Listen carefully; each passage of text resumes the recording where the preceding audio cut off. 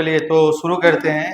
Last class में हम लोग केसी कैसे लिखना है और केपी कैसे लिखना है एक्सप्रेशन कर रहे थे। तो बताइए केसी कैसे लिखते हैं? प्रोडक्ट का कंसंट्रेशन डिवाइड बाई रिएक्टेंट का कंसंट्रेशन। और केपी कैसे लिखा जाता है? पार्शियल प्रेशर किसका? प्रोडक्ट का divide by partial pressure reactant का। अब मुझे बताइएगा, जब हम केसी लिख रहे थे तो कंसंट्रेशन जो होता था प्रोडक्ट का या रिएक्टेंट का, वो कहाँ का कंसंट्रेशन होता था? एट इक्विलिब्रियम का होता था।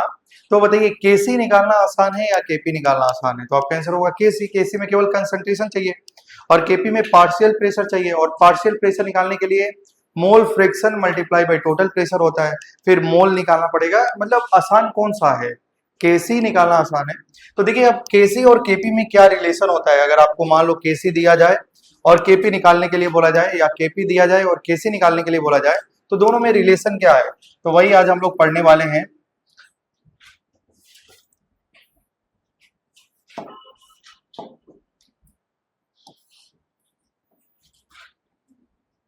ठीक है, तो रिलेशन बिटवीन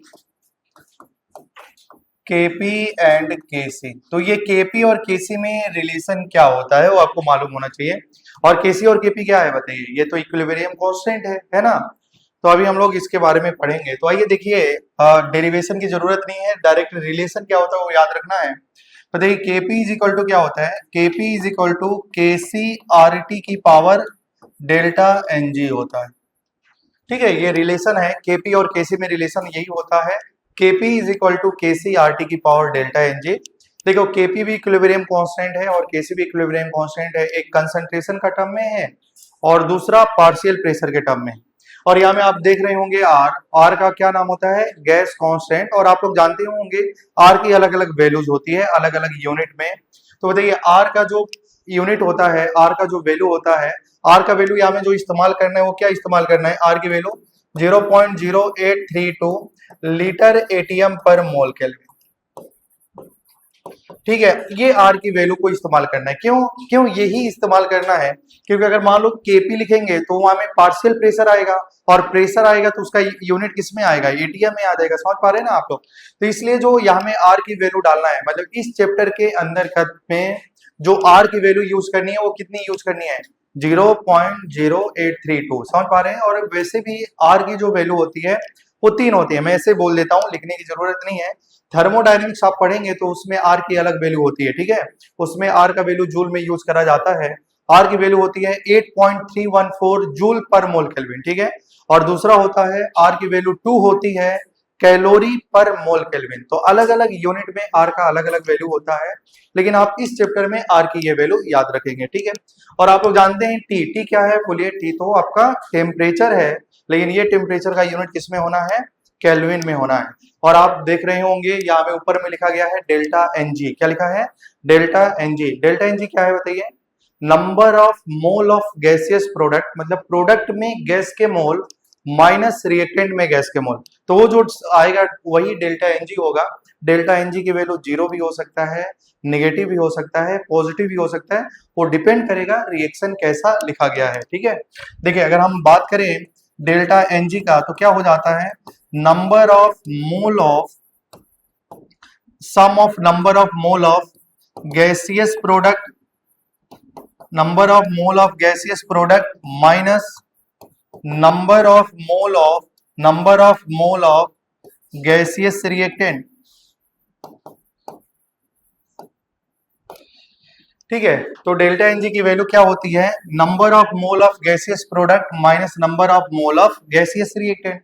प्रोडक्ट में गैस के मोल माइनस रिएक्टेंट में गैस के मोल, वही डेल्टा एन जी हो जाता है। आप आराम से निकाल सकते हैं। जैसे अगर हम बात करें, भाई ध्यान दीजिएगा, अगर मान लो ऐसे लिखा है N2 gas plus 3H2 gas gives 2NH3 gas. मान लीजिए ऐसा लिखा गया है कोई भी रिएक्शन, और आपको इस रिएक्शन को देख के डेल्टा एन जी की वैल्यू निकालना है, तो आप क्या बोलेंगे कि डेल्टा एन जी जो होता है वो क्या होता है? प्रोडक्ट में गैस के मोल। सॉलिड लिक्विड का नहीं देखना है भाई, क्योंकि आपको मैं बताया था कि सॉलिड लिक्विड का कंसंट्रेशन में चेंजेस नहीं आता है। जब भी हम लोग लॉ ऑफ एक्टिव मास पढ़ रहे थे तो एक्टिव मास उसको बोलते थे जिनका रिएक्शन के दौरान कंसंट्रेशन में चेंज आ रहा हो। और चेंज किसका आता था? गैस का आता था। किसका आता था? गैस का। इसलिए यहाँ में जी लिखा गया है ताकि आपको समझ में आ जाएगा। ठीक है, तो आप मुझे बताइए प्रोडक्ट में गैस के मोल कितने हैं, तो आप बोलेंगे 2 है। और रिएक्टेंट में गैस के मोल कितने हैं भाई बताइए, टोटल मोल कितने हैं, 3 + 1 4 हो जाएगा। तो इस केस में डेल्टा एनजी की वैल्यू कितनी आ जाएगी, -2। ऐसे रिएक्शन गिवन होगा तो डेल्टा एनजी आप निकाल सकते हैं, समझ पा रहे होंगे आप लोग। ठीक है, अब देखिए इसमें हम लोगों को क्या करना होता है, 3 केसेस पढ़ना है, 3 या 4 केस पढ़ना है। चौथा केस उतना ज्यादा इंपॉर्टेंट है भी नहीं, लेकिन हम लोग को 3 केस आपको याद रखना है, क्योंकि यही टॉपिक जब आपको थर्मोडायनेमिक्स में भी पढ़ाया जाएगा तो उसमें डेल्टा एच और डेल्टा यू में रिलेशन होता है, और ये सेम रिलेशन यहाँ में केपी और केसी में होता है, थोड़ा सा ध्यान दीजिएगा। अगर हम बात करते हैं, देखिए केपी इक्वल टू रट लो, केपी इक्वल टू क्या होता है, केसी आर टी की पावर डेल्टा एनजी। आर की वैल्यू तो आपको डायरेक्टली मालूम होता है, और टेम्परेचर दिया जाएगा और रिएक्शन दिया जाएगा तो डेल्टा एनजी निकल जाएगा। अगर केसी गिवन है तो आप इसमें वैल्यू डाल के केपी निकाल सकते हैं, अगर केपी गिवन है तो केसी निकाल सकते हैं। मतलब केसी गिवन है, केपी निकालना है तो आप इस रिलेशन का इस्तेमाल करेंगे। क्या यहाँ तक आपको समझ में आ रहा होगा? ठीक है, तो पहला केस क्या होता है, देखिए अगर मान लीजिए इफ डेल्टा एनजी की वैल्यू क्या हो जाए, 0 हो जाए, डेल्टा एनजी की वैल्यू क्या हो जाए, 0। और डेल्टा एनजी 0 कब हो सकता है, जब प्रोडक्ट में गैस के मोल बराबर हो जाए, प्रोडक्ट में गैस के मोल और रिएक्टेंट में गैस के मोल बराबर हो जाए, समझ पा रहे हैं ना भाई। उस केस में हमारा क्या हो जाएगा, डेल्टा एनजी 0 हो जाएगा। जैसे कि एग्जांपल से समझने की कोशिश करिएगा, जैसे मान लो लिखा है H2 gas plus I2 gas, ये कॉपी करने की जरूरत नहीं है, और यहाँ में लिखा है 2HI गैस। ठीक है, तो आप मुझे बताइए प्रोडक्ट में गैस के मोल कितने हैं, तो आप क्या बोलेंगे, प्रोडक्ट में गैस के मोल कितने हैं, 2। और रिएक्टेंट में गैस के मोल कितने हैं, देखिए यहाँ में कुछ भी नहीं लिखा है तो 1 होगा, और यहाँ में भी कुछ भी नहीं लिखा है तो 1। तो रिएक्टेंट में टोटल गैस के मोल कितने हो गए, 2। तो इस केस में डेल्टा एनजी की वैल्यू क्या हो चुकी है, 0 हो चुकी है। मतलब आप रिएक्शन से आप इसकी वैल्यू निकाल सकते हैं। तो आइए ध्यान दीजिएगा, अब क्या करना है, यहाँ में देखिए डेल्टा एनजी की वैल्यू क्या हो चुकी है, 0। और कोई भी नंबर का पावर 0 वैल्यू क्या ही हो जाता है, 1 हो जाता है। कोई भी नंबर उसका पावर 0 करेंगे तो वैल्यू 1 हो जाएगा। तो बताइए ये आरटी की पावर डेल्टा एनजी की वैल्यू क्या हो चुकी है, क्या हो चुकी है, 1। क्योंकि भाई ध्यान से सुनेंगे, और यहाँ में देखिए इसकी पावर 0 तो वैल्यू कितना हो जाएगा, 1 हो जाएगा।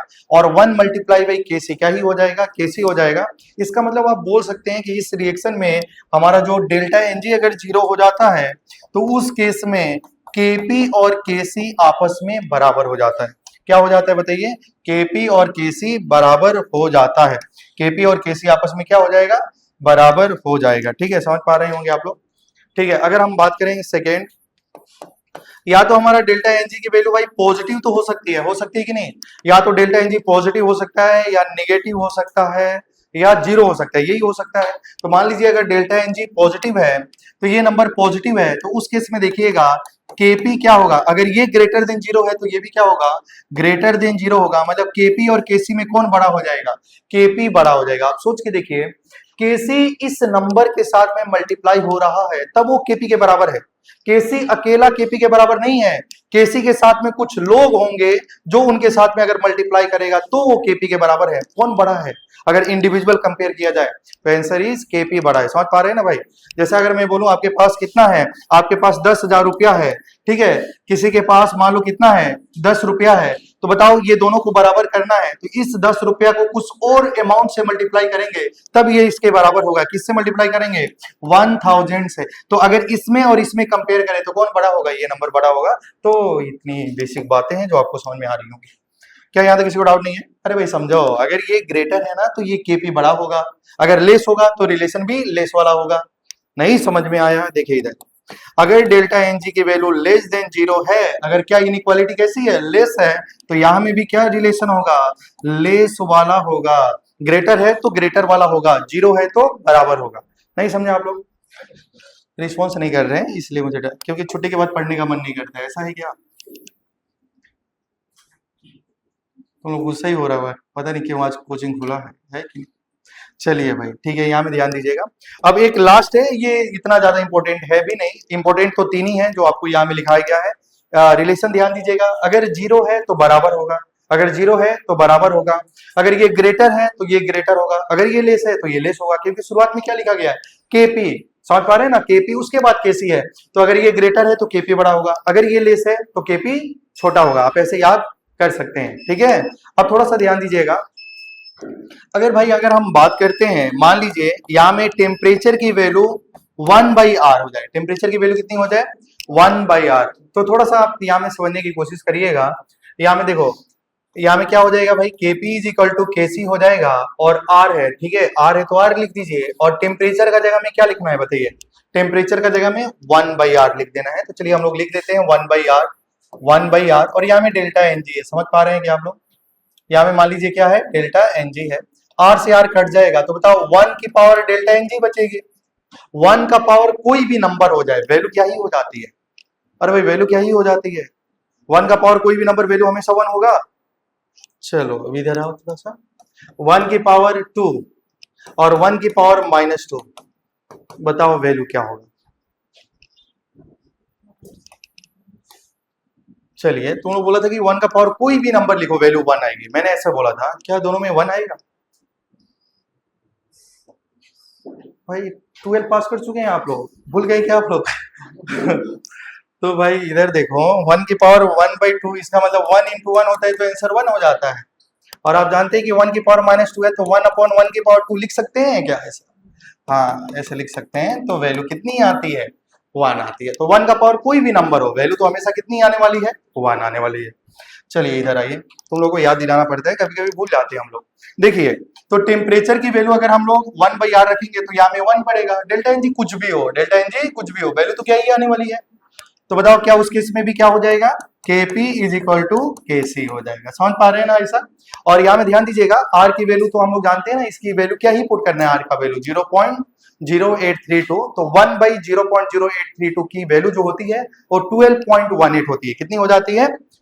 तो यहां से जो वैल्यू आ जाएगी 12.18 केल्विन। तो कभी कभी लिखा होता है कि टेम्परेचर अगर 12.18 केल्विन होगा तो केपी और किसी में क्या रिलेशन होगा, तो आंसर इज बराबर होगा, ठीक है? नहीं समझे आप लोग? कॉपी कर लीजिए, कॉपी, ये रिलेशन आपको याद होना है। रिलेशन भी आसानी है, अगर equal to zero, delta n g equal to zero तो बराबर है, ग्रेटर है तो ग्रेटर है, लेस है तो लेस है, बस इतना याद रखना है, इंपॉर्टेंट तो यही 3 है ना। और डेल्टा एन जी निकालते कैसे हैं, प्रोडक्ट का कंसंट्रेशन, सॉरी प्रोडक्ट के नंबर ऑफ मोल, किसके मोल, गैस के मोल, माइनस रिएक्टेंट में गैस के मोल, ठीक है, ऐसे डेल्टा एन जी निकालें। अगर सॉलिड लिक्विड लिखा है तो उसका मोल को लिखना है क्या, नहीं लिखना है, सिर्फ गैस के लिए होगा, ठीक है। अगर हम बात करते भाई ध्यान दीजिएगा, कोई ऐसा रिएक्शन है, ध्यान दीजिएगा, और उसमें आपको मान लो ये रिएक्शन लिखा गया है H2 gas plus I2 gas, copy नहीं करिएगा पर ध्यान दीजिएगा, 2HI गैस, ठीक है, और ये रिएक्शन लिखा गया है, और इसमें आपको बोलेगा Kp निकालो, लेकिन आपको मालूम है कि Kc निकालना आसान है, क्योंकि Kp निकालने के लिए पार्शियल प्रेशर चाहिए, और पार्शियल प्रेशर को निकालने के लिए mole fraction into total pressure चाहिए। क्या आप समझ पा रहे हैं क्या आप? तो ध्यान देना कि इस केस में तो बताओ डेल्टा एनजी क्या होने वाला है, जीरो होने वाला है, गैस में, प्रोडक्ट में गैस के मोल दो, रिएक्टेंट में गैस के मोल जीरो होगा, तो बताओ जो केपी का वैल्यू होगा वही केसी का वैल्यू होगा। तो इस केस में, जिस केस में डेल्टा एनजी का वैल्यू जीरो आ रहा है और उसमें अगर आपको केपी निकालने के लिए बोला जाए और केसी का कंसंट्रेशन, इक्विलिब्रियम का कंसंट्रेशन दिया है, तो आप डायरेक्टली केसी निकाल लो, जो केसी का वैल्यू होगा वही केपी का बराबर हो जाएगा। समझ पा रहे हैं ना भाई, क्यों ऐसा किया जा रहा है? क्योंकि देखिए यहाँ में डेल्टा एनजी जीरो है, और डेल्टा एनजी जीरो होता है तो दोनों आपस में क्या हो जाते हैं, बराबर हो जाते हैं, ठीक है, इसलिए हम लोग ऐसा करेंगे। तो अब थोड़ा सा ध्यान दो, हम थोड़ा सा इस टॉपिक पे क्वेश्चन प्रैक्टिस करा रहे हैं आपको। अगर मान लीजिए लिखा है N2 गैस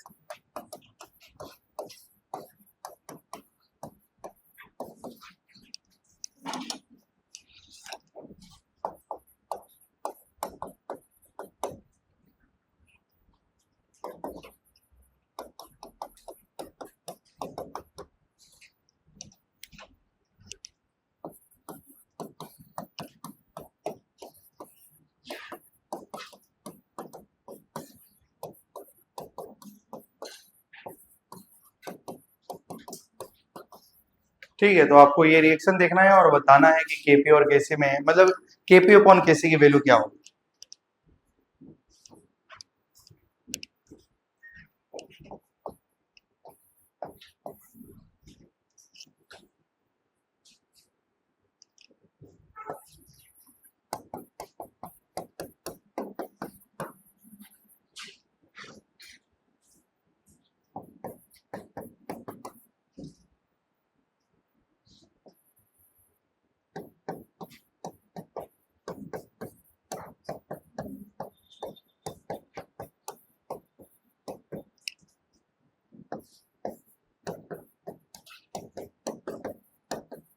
ठीक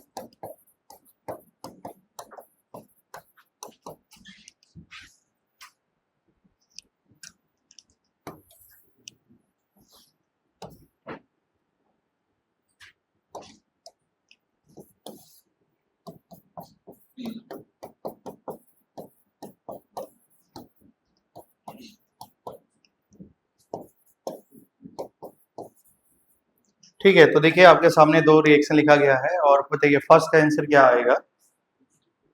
तो आप ध्यान दीजिएगा, यहाँ में देखिए क्वेश्चन नंबर 1 में यहाँ से आप डेल्टा एन जी निकाल सकते हैं ना भाई। तो देखिए डेल्टा एन जी क्या होगा बताइए, फर्स्ट क्वेश्चन का डेल्टा एन जी, प्रोडक्ट में गैस के मोल कितने हैं, ये भी गैस है, ये भी गैस है, ये भी गैस है।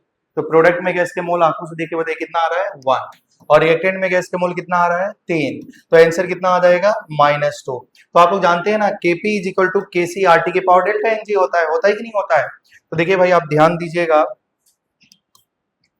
तो अगर हम बात करते हैं देखिए Kp is equal to Kc RT की पावर डेल्टा एन जी, तो यहां से Kc को इधर कर दो तो Kp अपॉन Kc क्या हो जाता है RT की पावर डेल्टा एन जी, और डेल्टा एन जी बताइए क्या ही है -2 है। तो आंसर क्या हो जाएगा RT की पावर -2, किसकी वैल्यू होगा Kp अपॉन Kc की वैल्यू हो जाएगा। तो फर्स्ट क्वेश्चन का जो आंसर होगा वो क्या हो जाएगा RT की पावर -2 हो जाएगा।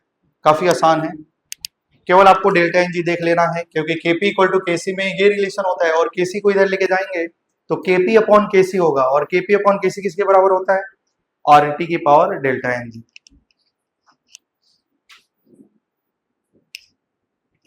क्या यहां तक समझ पा रहे हैं। अगर मान लो ये क्वेश्चन दिया है तो इसमें कौन सा ऑप्शन सही है, वो क्वेश्चन नंबर 2 है। क्या फर्स्ट क्वेश्चन में किसी को डाउट तो नहीं है ना। ठीक है, सेकेंड क्वेश्चन का आंसर क्या है, सेकेंड क्वेश्चन का answer log Kp by Kc is +2 log RT की RT इक्वल टू 0 ऐसा लिखा गया है।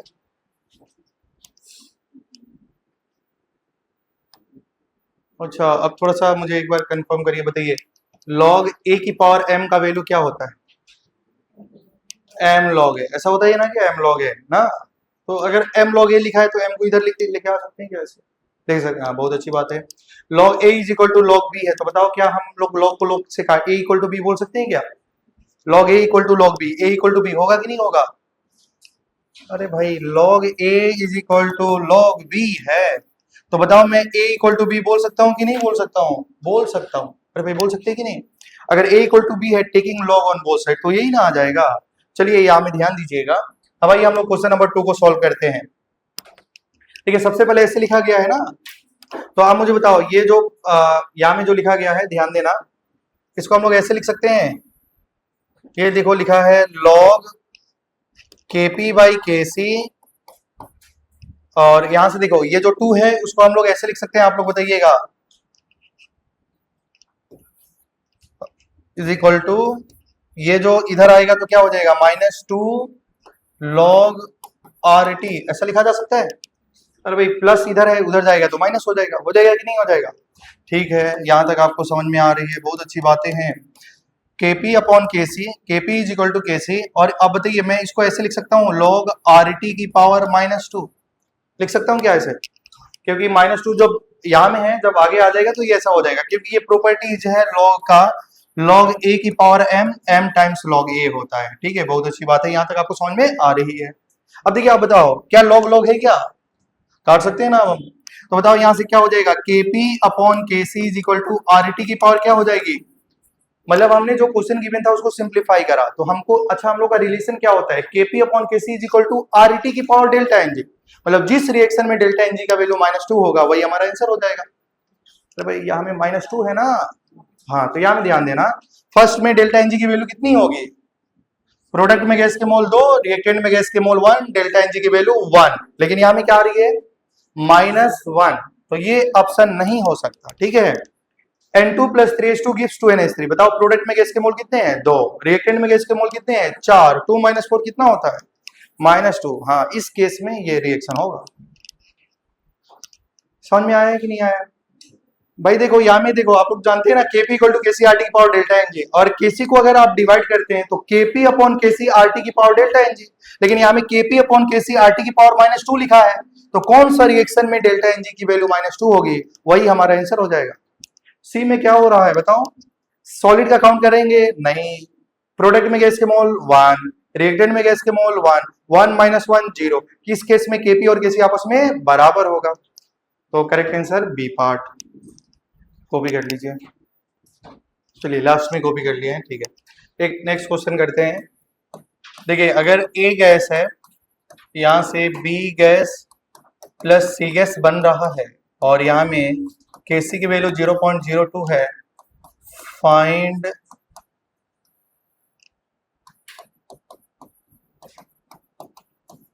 देखिए आपको क्या दिया है, देखिए केसी दिया है, केपी निकालना है, एक दिया है एक निकालना है, तो कौन सा रिलेशन, केपी और केसी वाला रिलेशन। अरे भाई अभी तक आपको कितना फॉर्मूला पढ़ाया गया, एक कौन सा फॉर्मूला है, KP is equal to KC R T की पावर डेल्टा एनजी, इसमें पूरा 3 से 4 ही फॉर्मूला पढ़ना है इस टॉपिक में। तो ये ध्यान दीजिएगा, केसी का वैल्यू दिया है, केपी निकालना है, उसके लिए आपको क्या निकालना पड़ेगा, डेल्टा एनजी। बताइए डेल्टा एनजी कितना है, प्रोडक्ट में गैस के मोल कितने हैं 2, रिएक्टेंट में गैस के मोल कितने हैं 1, डेल्टा एनजी की वैल्यू क्या होगा 1। अब थोड़ा सा ध्यान देना, और केपी इज इक्वल टू क्या होता है बोलिए, केसी आर टी की पावर क्या होती है डेल्टा एनजी।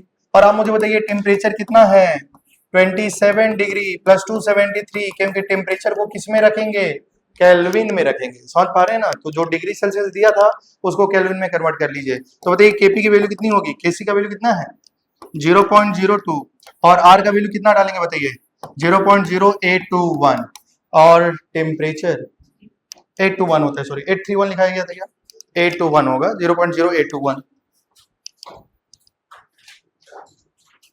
0.0821, 832 नहीं होता, सॉरी 0.0821, तो करेक्ट कर लीजिएगा।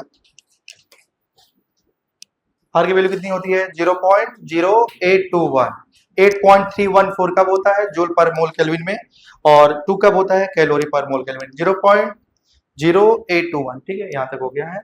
तो 0.0821, टेम्परेचर कितना होगा 300, और डेल्टा एनजी की वैल्यू कितनी हो गई है 1।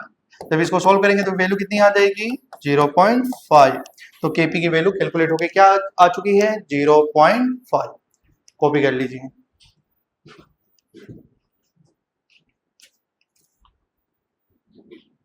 केपी बड़ा है केसी बड़ा है, केपी बड़ा है केसी बड़ा, और डेल्टा एनजी क्या है पॉजिटिव, तो बड़ा होना ही चाहिए। चलिए ठीक है,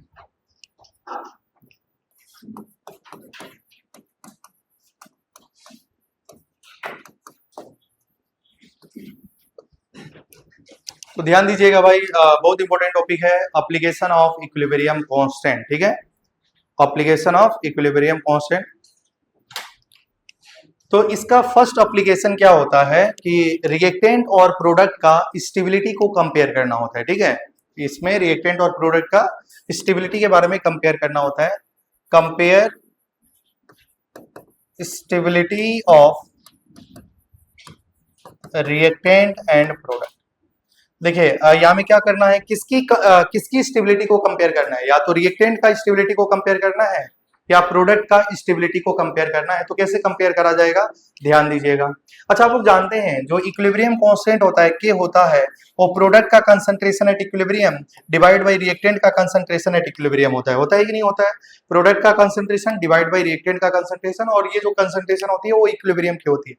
मान लो आपको क्या दिया जाएगा, 2 रिएक्शन दिया जाएगा और उसमें रिएक्टेंट को प्रोडक्ट से कंपेयर करना है, 2 रिएक्टेंट को प्रोडक्ट से मतलब 2 रिएक्शन दिया जाएगा और दोनों रिएक्शन में कंपेयर करके बताना है कि कौन दोनों रिएक्शन में कौन ज्यादा स्टेबल होगा, ठीक है। तो ध्यान दीजिएगा, अगर मान लो 2 रिएक्शन है भाई और 2 रिएक्शन में रिएक्टेंट सेम हो जाए, दोनों रिएक्शन का क्या सेम हो जाए, रिएक्टेंट सेम हो जाए, तो वो प्रोडक्ट का कंसंट्रेट वो प्रोडक्ट ज्यादा स्टेबल होगा जिसके लिए इक्विलिब्रियम कांस्टेंट का वैल्यू क्या होगा, ज्यादा होगा। अगर मान लो 2 रिएक्शन दिया है और 2 रिएक्शन में क्या सेम है, रिएक्टेंट सेम है, क्या सेम है बोलिए, रिएक्टेंट सेम है। अगर 2 रिएक्शन में रिएक्टेंट कॉमन है तो समझ पा रहे हैं ना, तो वो प्रोडक्ट ज्यादा स्टेबल होगा। अरे भाई कौन ज्यादा स्टेबल होगा, जिसके लिए इक्विलिब्रियम कांस्टेंट की वैल्यू ज्यादा होगी। समझ पा रहे हैं क्या, दोनों नहीं समझा। अच्छा आप थोड़ा सा ध्यान देना, K is equal to concentration of product upon concentration of reactant. कभी कभी ऐसा हो रहा है कि 2 रिएक्शन हो रही है, रिएक्टेंट क्या हो गया है भाई, दो अलग अलग रिएक्टेंट, दो अलग रिएक्टेंट अलग अलग है, लेकिन जो कंबाइन कर रहा है प्रोडक्ट सेम बन रहा है। अगर मान लो भाई प्रोडक्ट क्या हो जाए, सेम हो जाए, प्रोडक्ट क्या हो जाए, मतलब यहाँ में रिएक्टेंट अलग अलग है लेकिन जो प्रोडक्ट दोनों केस में बन रहा है वो सेम बन रहा है, ठीक है, समझ पा रहे हैं ना भाई। तो अगर हमारा प्रोडक्ट सेम बन जाए तो वो रिएक्टेंट ज्यादा स्टेबल होगा, अगर ये ज्यादा होगा तो ये वैल्यू क्या हो जाएगी, कम हो जाएगी, तो जिसके लिए इक्विलिब्रियम कांस्टेंट का वैल्यू कम होगा। नहीं समझे आप लोग? जैसे ध्यान देना, आपको दो रिएक्शन लिखा जाएगा, तो उस दोनों रिएक्शन में सबसे पहले आपको देखना है क्या दोनों में रिएक्टेंट कॉमन है या दोनों में प्रोडक्ट कॉमन है। तो थोड़ा अगर मान लो दोनों में रिएक्टेंट कॉमन हो गया तो वो दोनों रिएक्शन में से वो रिएक्शन ज्यादा स्टेबल होगा, वो प्रोडक्ट ज्यादा स्टेबल होगा जिसके लिए इक्विलिब्रियम कांस्टेंट की वैल्यू ज्यादा होगी। या अगर प्रोडक्ट सेम है तो वो रिएक्टेंट ज्यादा होगा जिसके लिए इक्विलिब्रियम कांस्टेंट की वैल्यू क्या होगी, कम होगी। समझ पा रहे हैं ना? आप ऐसे कंपेयर करते हैं। तो अगर आपको दो रिएक्शन में कंपेयर करना है स्टेबिलिटी के बारे में, तो स्टेबिलिटी कैसे कंपेयर की जा सकती है, स्टेबिलिटी वो रिएक्शन को कंपेयर करेंगे स्टेबिलिटी का किसका वजह से, इक्विलिब्रियम कांस्टेंट का वजह से। समझ पा रहे होंगे आप लोग? जैसे अगर मान लो, थोड़ा सा ध्यान दीजिएगा, अगर हम बात करते हैं x2 प्लस O2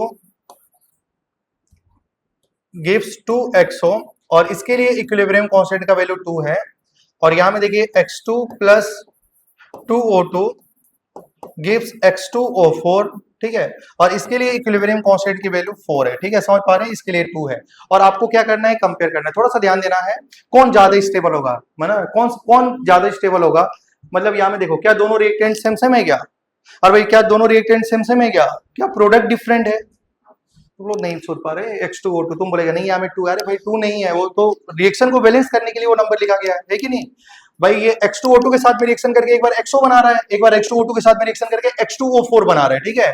तो आप मुझे बताइए क्या दोनों में रिएक्टेंट सेम है, और कौन प्रोडक्ट ज्यादा स्टेबल होगा, अरे भाई वो प्रोडक्ट ज्यादा स्टेबल होता है जिसके लिए इक्विलिब्रियम कांस्टेंट की वैल्यू ज्यादा होती है। अगर हमको स्टेबिलिटी कंपेयर करनी है कि हमारा कौन सा प्रोडक्ट स्टेबल बनेगा, तो आंसर इज x2O4 ज्यादा स्टेबल होगा किससे, XO से ज्यादा स्टेबल होगा।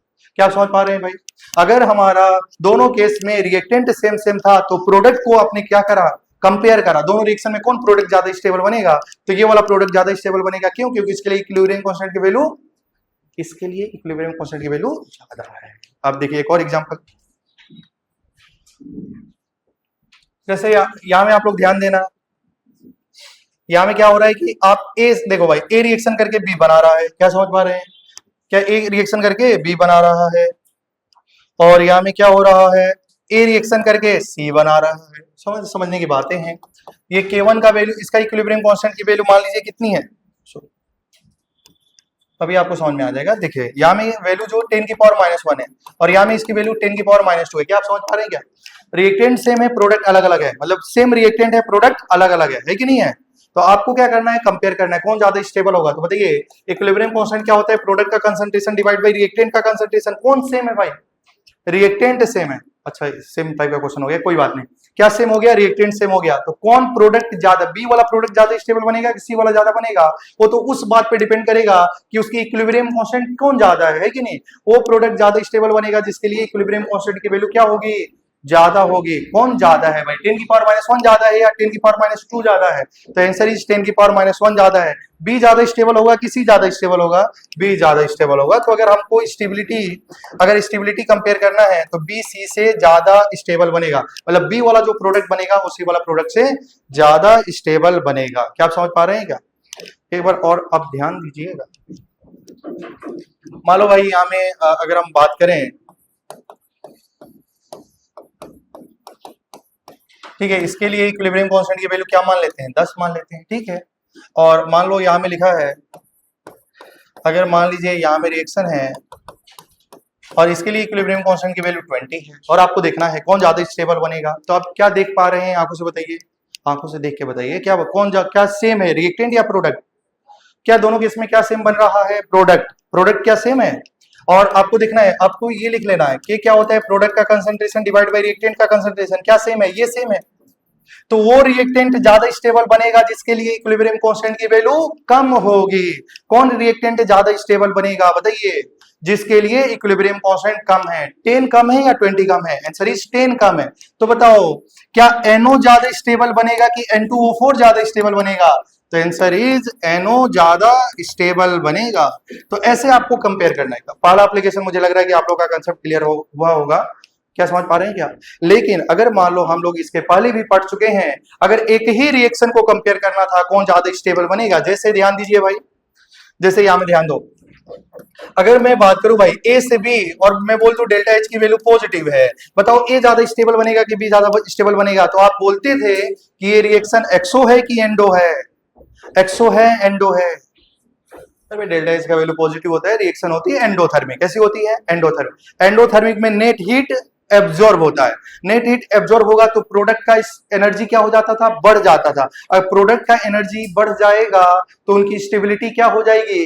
कम हो जाएगी। तो रिएक्टेंट और प्रोडक्ट में कौन ज्यादा stable? Reactant is more stable than product, मतलब A is more stable than B. अगर एक रिएक्शन है, सिंगल रिएक्शन है, तो उसमें स्टेबिलिटी को कंपेयर करना है तो रिएक्शन क्या इस्तेमाल करना है? बोलो, एक्सो है, एंडो है। समझ पा रहे हैं ना भाई? लेकिन अगर हमारे पास में दो रिएक्शन है, दो रिएक्शन है, और उसमें आपको कंपेयर करना है कि कौन प्रोडक्ट ज्यादा स्टेबल बनेगा या कौन रिएक्टेंट ज्यादा स्टेबल बनेगा, तो उसके लिए क्या देखना पड़ेगा? Equilibrium constant. ये वैल्यू डिसाइड करती है कि कौन प्रोडक्ट ज्यादा स्टेबल बनेगा और कौन रिएक्टेंट ज्यादा स्टेबल बनेगा। दिमाग में जा रहा है बातें? तो जा रहे हैं ना ऐसे? हाँ ठीक है। तो पहला एप्लीकेशन यही है, to compare stability of reactant and product. भाई ध्यान देना कि अगर दो केस में रिएक्टेंट सेम हो गया तो वो प्रोडक्ट ज्यादा स्टेबल बनेगा जिसके लिए इक्विलिब्रियम कांस्टेंट ज्यादा है। अगर दोनों केस में प्रोडक्ट सेम हो चुका है तो वो रिएक्टेंट ज्यादा स्टेबल बनेगा जिसके लिए, तुम एक बात याद रखो, K is equal to product का कंसंट्रेशन डिवाइड बाई रिएक्टेंट का कंसंट्रेशन, है कि नहीं? प्रोडक्ट और K डायरेक्टली है क्या? और भाई प्रोडक्ट और ये डायरेक्टली है ना। वो प्रोडक्ट ज्यादा स्टेबल जिसके लिए K ज्यादा, वो रिएक्टेंट ज्यादा स्टेबल जिसके लिए K का वैल्यू कम, है कि नहीं? तुम लोग कुछ नहीं बोलता है, तुम लोग भी इक्विलिब्रियम ला लेता है क्लासरूम में, कुछ नहीं बोलेंगे शांत, क्योंकि हम लोग टॉपिक भी यही पढ़ रहे हैं ना, इक्विलिब्रियम वाला ना। इक्विलिब्रियम पे क्या होता है? सब थम जाता है, थम सी जाती है। थम सी जाती मतलब रिएक्शन रुकता है क्या? नहीं, सब कुछ कांस्टेंट हो जाता है कि नहीं? तो ये एग्जांपल है जिससे आप लोग समझ सकते हैं कि कौन ज्यादा स्टेबल होगा। ठीक है, क्या ये कॉपी हो चुकी है? देख लो, इसमें रिएक्टेंट सेम है, रिएक्टेंट सेम है, प्रोडक्ट अलग अलग बन रहा है। तो प्रोडक्ट रिएक्टेंट सेम है तो रिएक्टेंट को छोड़ दो, वो प्रोडक्ट ज्यादा स्टेबल जिसके लिए K ज्यादा। ठीक है, ऐसे आप चेक कर सकते हैं। ये हो चुका होगा ये, इसके बाद ये कॉपी कर लीजिए।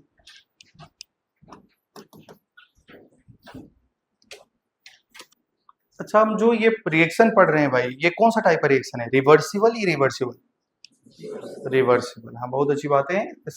एरो से भी देखे समझ में आएगा, क्योंकि रिवर्सिबल रिएक्शन में ही हमारा इक्विलिब्रियम स्टेब्लिश होती है। तो ये जो चैप्टर ही इक्विलिब्रियम नाम है, तो रिएक्शन कैसा होना चाहिए? रिवर्सिबल। क्या ये रिवर्सिबल रिएक्शन कंप्लीट हो जाती है क्या? नेवर भी कंप्लीटेड। रिवर्सिबल रिएक्शन कभी भी कंप्लीट नहीं होती है।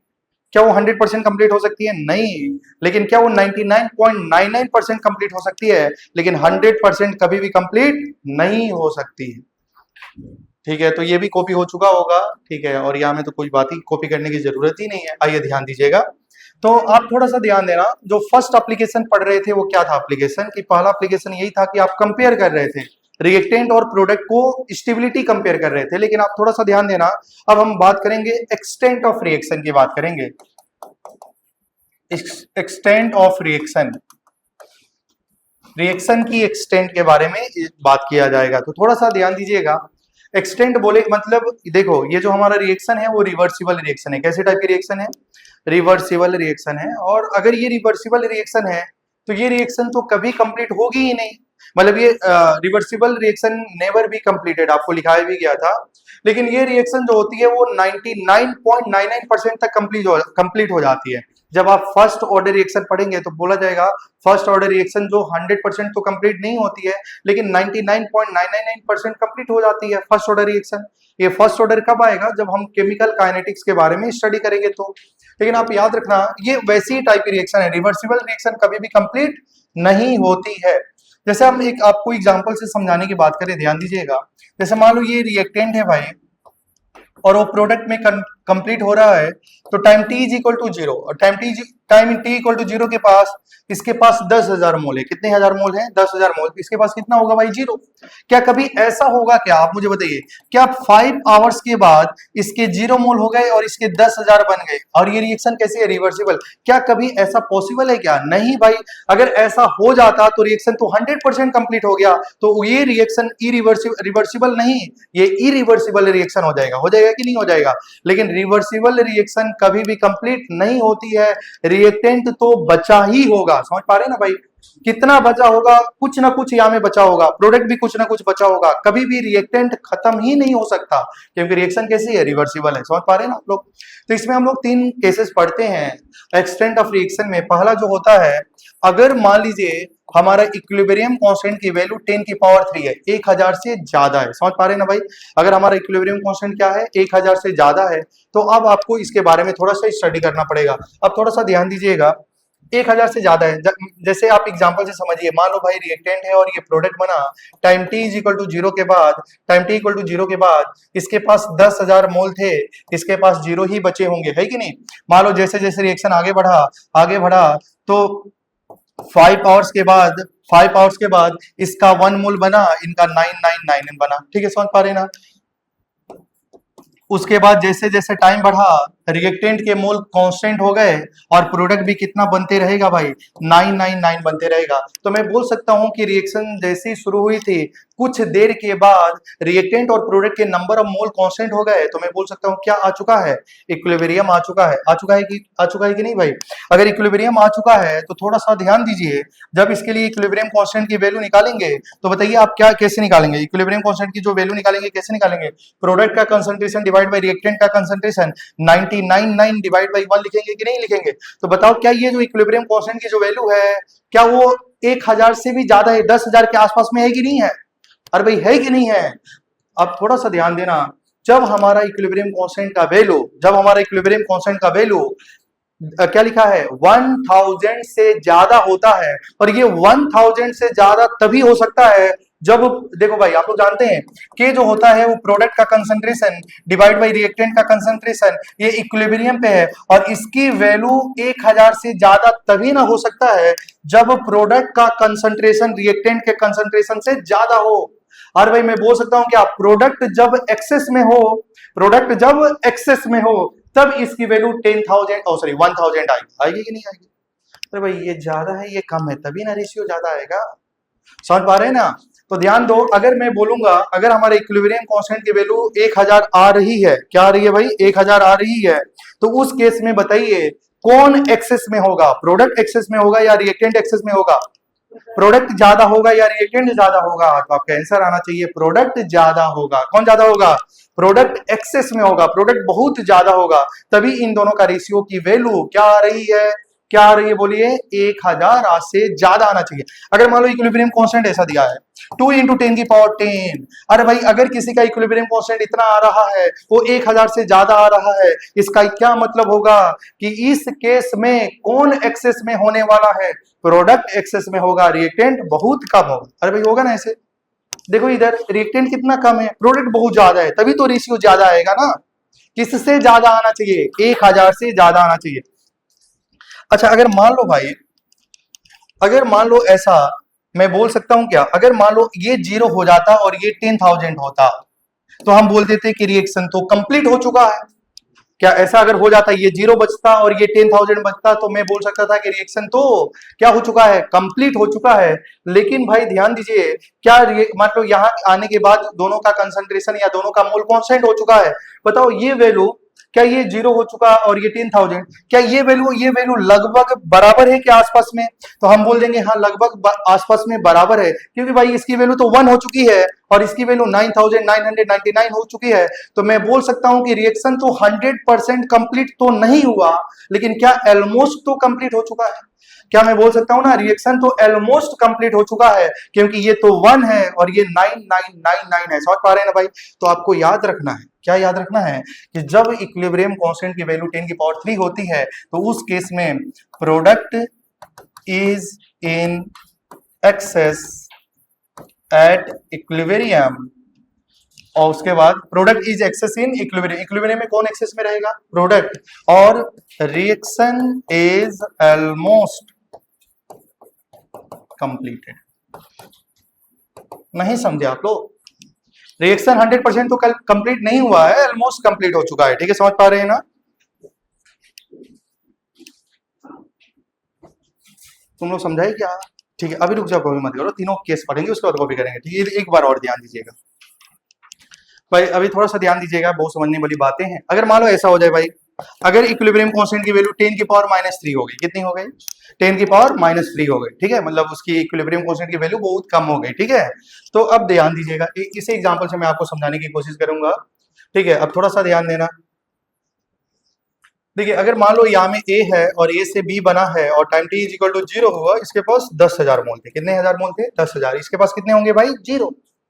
और जैसे ही 1 सेकेंड हुआ, क्या हुआ? 1 second, time T is equal to 1 second हुआ, अरे भाई इसके पास 999 मोल हुआ, इसके बाद 1, फिर जैसे जैसे टाइम बढ़ा कांस्टेंट हो गया। समझ पा रहे हैं ना भाई? तो मैं बोलूंगा ना, शुरुआत में ध्यान से सुनिए। तो इसके लिए बताओ, क्या यहाँ में इक्विलिब्रियम आ चुका है कि नहीं आ चुका है? आ चुका है। अगर इक्विलिब्रियम आ चुका है, क्योंकि रिएक्शन थम से गई है, सब रुक चुका है, मतलब रिएक्टेंट और प्रोडक्ट के नंबर ऑफ मोल क्या हो चुके हैं? कांस्टेंट हो चुके हैं। तो बताइए, इसके लिए के का वैल्यू निकालेंगे तो 1/9999 होगा कि नहीं होगा? अरे भाई होगा ना। तो ध्यान से सुनो, क्या इस केस में हमारा जो इक्विलिब्रियम कांस्टेंट की वैल्यू है वो 10 की पावर -3 से भी छोटी है कि नहीं है? तो ध्यान से सुनिए, जब हमारा शुरुआत में 10,000 मोल थे, प्रोडक्ट के तो 0 मोल होंगे। जैसे ही 1 सेकेंड हुआ, 1 सेकेंड जैसे हुआ, मतलब जैसे ही टाइम 1 सेकेंड हुआ, मतलब रिएक्शन कहां पे आ चुका है? इक्विलिब्रियम में आ चुका है। कहां में आ चुका है? रिएक्शन जैसे ही शुरू हुआ, इक्विलिब्रियम स्टार्ट हो गया है कि नहीं? तो आप मुझे बताओ, इस केस में अगर हम बात करें तो बताओ कौन एक्सेस में है? कौन एक्सेस में है? रिएक्टेंट एक्सेस में है। जब इक्विलिब्रियम कांस्टेंट की वैल्यू 10 की पावर -3 से कम होती है, उस केस में रिएक्टेंट एक्सेस में होता है। और बताओ, रिएक्शन जस्ट स्टार्ट हुआ है। रिएक्शन क्या हुआ है? जस्ट स्टार्ट हुआ है। तो हम लोग बोल सकते हैं जब के की वैल्यू 10 की पावर -3 है, क्योंकि देखो जैसे ही रिएक्शन स्टार्ट हुआ, रिएक्शन इक्विलिब्रियम में आ चुका है। समझ पा रहे हैं ना भाई? जैसे 10,000 मोल थे और 1 सेकेंड के बाद ये 99 हो गया, उसके बाद रिएक्शन थम सी गई, रुक सी गई। रुक मतलब रिएक्शन रुका नहीं होगा, मतलब रिएक्टेंट और प्रोडक्ट के कंसंट्रेशन या रिएक्टेंट और प्रोडक्ट के नंबर ऑफ मोल कांस्टेंट हो चुके हैं। नहीं समझे आप लोग? समझे हैं ना? हाँ, तो कहने का मतलब ये है कि जब के लेस देन 10 की पावर -3 है, तो क्या लिखा जाएगा? कौन एक्सेस में है? अरे भाई रिएक्टेंट ना एक्सेस में है, प्रोडक्ट तो कुछ बना ही नहीं, तो क्या लिखा जाएगा? reactant is in excess at equilibrium। उसके बाद reaction is just started। अरे भाई रिएक्शन तो अभी शुरू ही हुआ है ना? और रिएक्शन जैसे ही शुरू हुआ, इक्विलिब्रियम आ चुका है। नहीं समझे आप लोग? समझे हैं, बहुत अच्छी बात है। क्लास एप्लीकेशन ध्यान दीजिएगा। अगर मान लो, एक तो मैंने पूरा एक्सट्रीम केस पढ़ाया और दूसरा एकदम लीस्ट केस पढ़ाया, अगर इक्विलिब्रियम कांस्टेंट इन दोनों के बीच में हो जाए तो क्या होगा? समझ पा रहे हैं ना? तो अब ध्यान देना, अगर के की वैल्यू भाई क्या हो जाए? 10 की पावर -3 से ज्यादा और 10 की पावर 3 के बीच में, समझ पा रहे हैं ना? तो इसका मतलब क्या होगा? ये बकवास वाली बातें हैं भाई। ठीक है, मतलब इस केस में क्या होता है, रिएक्टेंट के भी अमाउंट होंगे और प्रोडक्ट के भी अमाउंट होंगे, कोई एक्सेस में होने वाला नहीं है। जैसे आप सोच के देखो, अगर मान लो ए से बी बना और time T is equal to 0 के बाद इसके 10,000 मोल है, इसके 0 मोल है, तो 2 घंटे के बाद या कितना भी टाइम के बाद ये 4,000 हो गया बच्चों और ये 6,000 हो गया। क्या हम बोल सकते हैं क्या ये एक्सेस में है? नहीं बोल सकते हैं भाई, दोनों की वैल्यू लगभग बराबर है कि नहीं है?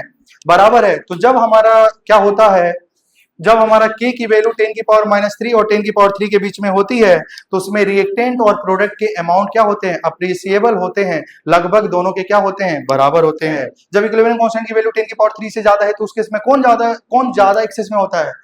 उस केस में रिएक्शन ऑलमोस्ट कंप्लीट होती है। तो कभी कभी आपसे पूछा जाएगा रिएक्शन ऑलमोस्ट कंप्लीट हो रहा है और उसमें 4 इक्विलिब्रियम की वैल्यू देगा, अरे भाई जिसका के का वैल्यू 1000 से ज्यादा होगा, उस केस में प्रोडक्ट एक्सेस में होता है और ऐसा हो जाता है।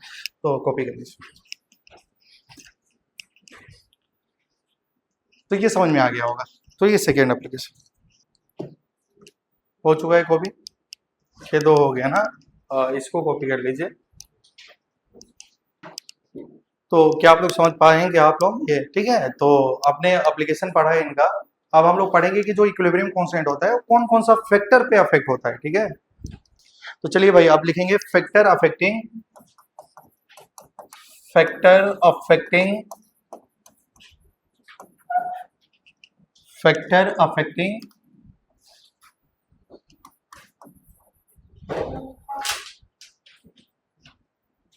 तो ये देखिए, जो के इक्विलिब्रियम होता है, इक्विलिब्रियम कांस्टेंट होता है, कौन कौन सा फैक्टर पे अफेक्ट होता है।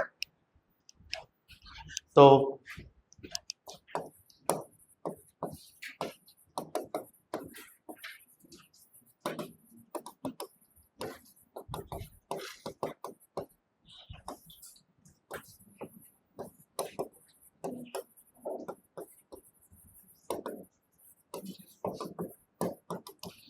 ठीक है, ध्यान दीजिएगा, ये टोटल 4 फैक्टर पे अफेक्ट होता है। कौन? के इक्विलिब्रियम, है ना। इक्विलिब्रियम कांस्टेंट 4 फैक्टर पे अफेक्ट होता है। पहला क्या है?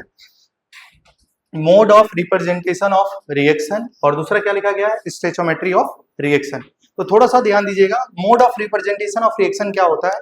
जैसे हम आपको एग्जांपल से समझाने की कोशिश कर रहे हैं। अगर मान लो कोई भी रिएक्शन है ए से बी, और इसका इक्विलिब्रियम कांस्टेंट की जो वैल्यू है वो क्या हो जाएगा बताइए?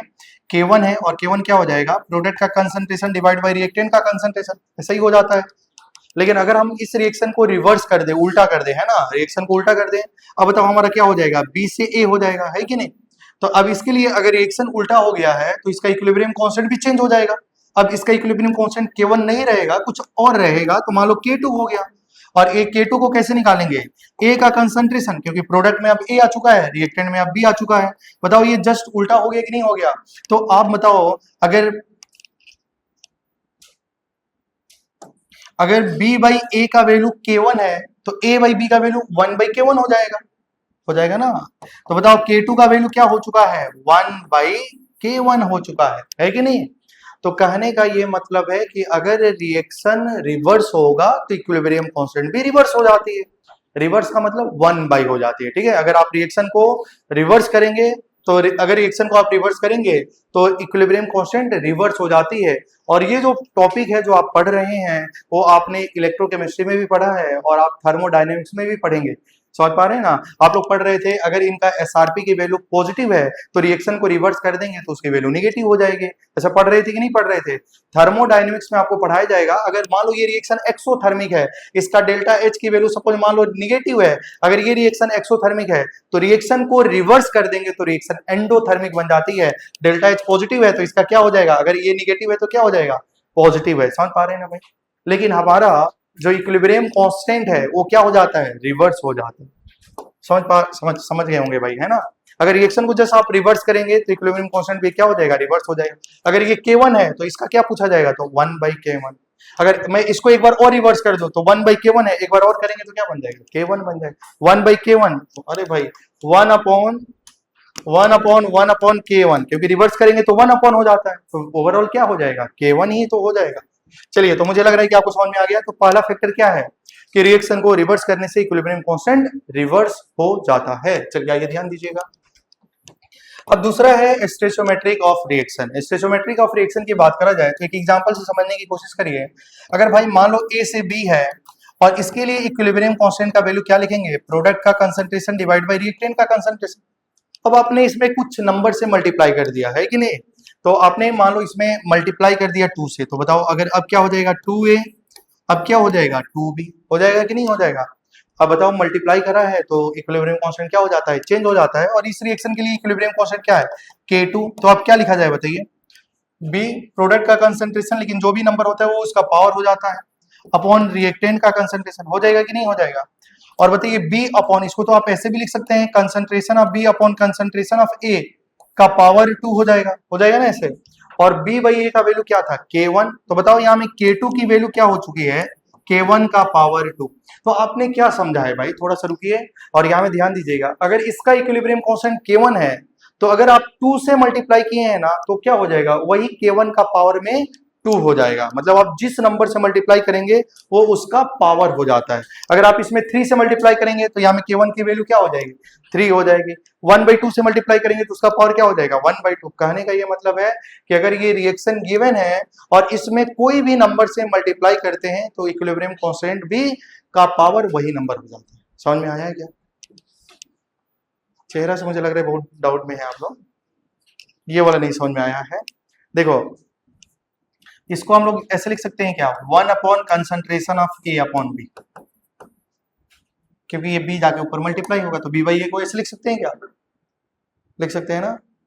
तो अब देखो A/B, ये A/B का वैल्यू क्या है, K1, तो 1/K1 होगा। ठीक है, मतलब रिएक्शन को रिवर्स करेंगे, उल्टा करेंगे, तो इसका वैल्यू 10 है तो इसका वैल्यू क्या होगा, 1/10।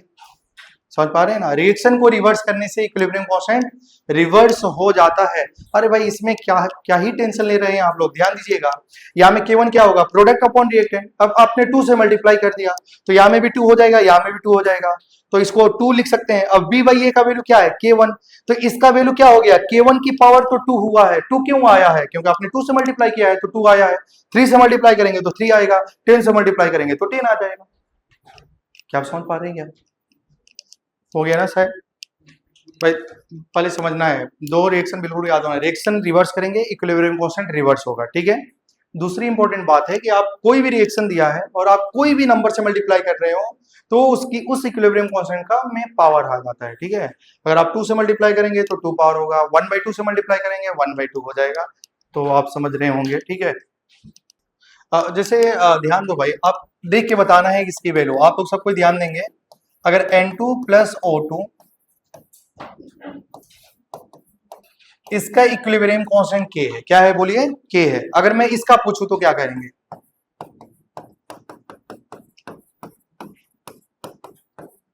मान लो इसका इक्विलिब्रियम कांस्टेंट की वैल्यू क्या होगी, क्या होगा बोलिए, बोलो क्या हो जाएगा, या इसका क्या हो जाएगा। मान लो इसका वैल्यू K है, इसका वैल्यू क्या है, K है, तो इसका वैल्यू क्या होगा। अरे भाई सोचिए, अरे भाई सोचो इधर, अभी नहीं सोच रहे हैं तो कुछ अलग अलग ही सोच रहे हैं, इस टॉपिक में सोचना है। N2O2 2NO लिखा है ना ऐसे, लेकिन अब देखो ये N2 था तो इसका इक्विलिब्रियम कांस्टेंट क्या था, K, लेकिन अब उसका आगे में किससे मल्टीप्लाई किया जा रहा है, हाफ से। देखो ये हाफ, और इसको जब हाफ से मल्टीप्लाई करेंगे 2 से 2 कट जाएगा। मतलब अगर हाफ से मल्टीप्लाई करते हैं तो उसका पावर में क्या आ जाता है, हाफ आ जाएगा। मतलब जो भी नंबर से आप मल्टीप्लाई करेंगे वही उसका पावर हो जाएगा। समझ पा रहे हैं ना आप लोग। हाँ, अगर आप 3 से मल्टीप्लाई करें तो पावर 3 आ जाता। समझ पा रहे हैं क्या। चलिए तो ये क्वेश्चन करके आंसर जल्दी से देंगे आप लोग। तुम बिल्कुल भी ये नहीं सोच रहे हमको नहीं समझ में आ रहा है।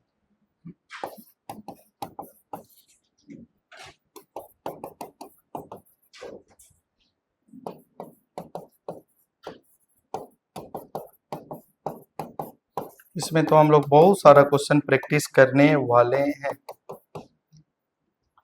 भाई थोड़ा सा रुक जाइए, आप कॉपी करना बंद करिए और बहुत इंपॉर्टेंट क्वेश्चन है, ध्यान से देखेंगे। अच्छा चलो कोई बात नहीं, कॉपी कर लो यहाँ तक।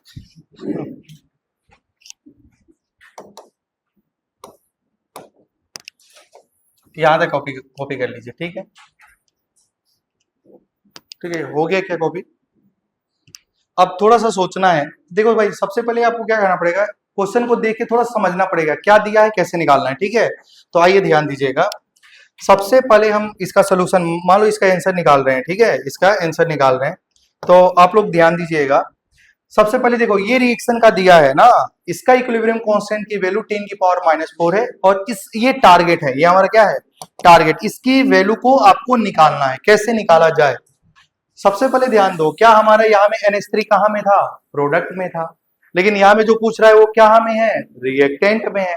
तो सबसे पहले क्या करना पड़ेगा, रिएक्शन को रिवर्स करना पड़ेगा। अरे भाई क्या करना पड़ेगा, रिएक्शन को रिवर्स करना पड़ेगा। और जब रिएक्शन को रिवर्स करेंगे तो इसका इक्विलिब्रियम कांस्टेंट क्या हो जाएगा, 1/K हो जाएगा। क्या हो जाएगा बोलिए, 1/K। क्या यही आंसर है, नहीं। यहाँ में देखो क्या था, 2। अरे भाई क्या था, 2। यहाँ में क्या है, 1। तो किससे भी मल्टीप्लाई करना पड़ेगा, 1/2। अरे भाई देखो 2 है और इसको 1/2 से मल्टीप्लाई करेंगे तभी ना 1 आएगा। तो यहाँ में तो 2 था, तुमने रिएक्शन को रिवर्स करा। मैं एक स्टेप करके दिखाऊंगा लेकिन बार बार तो ऐसे नहीं करेंगे भाई, ध्यान दीजिएगा। पहले रिएक्शन को रिवर्स करा, रिवर्स करेंगे तो ऐसे आ जाएगा, देखिए 2NH3 gives N2 plus 3H2, होगा कि नहीं होगा? तो इसका इक्विलिब्रियम कांस्टेंट क्या हो जाएगा 1/k, क्योंकि रिएक्शन को रिवर्स करा गया। समझ पा रहे हैं ना भाई, एक ही बार में सोचना पड़ता है, रिएक्शन को रिवर्स किया गया है तो ऐसा हो जाएगा। लेकिन हमको ये वाला रिएक्शन का इक्विलिब्रियम कांस्टेंट चाहिए क्या? नहीं, अरे भाई टारगेट तो ये था, NH3 का आगे में क्या होना चाहिए 1, तो बताओ क्या इसको 1/2 से मल्टीप्लाई कर दिया जाए?